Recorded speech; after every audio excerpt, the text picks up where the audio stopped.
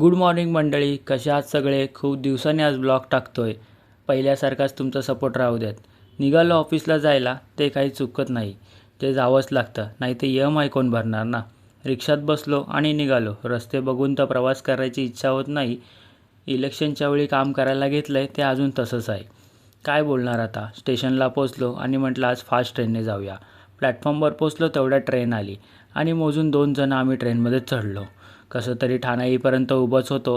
गर्दी तर आपली नेहमीचीच. नंतर थोडी जागा झाली म्हणून आत जाऊन बसायला प्रयत्न केला, पण बसायला काही मिळालं नाही. दादरला उतरलो आणि वेस्टर्न साईडला गेलो. तिथे पण ट्रेन आली, पण पकडता आली नाही. थोडा वेळ वाट बघितली, मग दुसरी ट्रेन आली, तसा चढलो.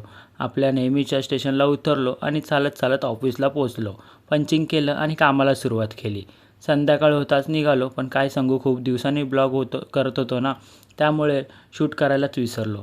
ट्रेन पकडली आणि दादरला आलो. इथे पण शूट करायचं राहून गेलं. ट्रेन पकडायच्या घाईत थेट घरीच पोचलो. आज थोडा लेटच झाला होता.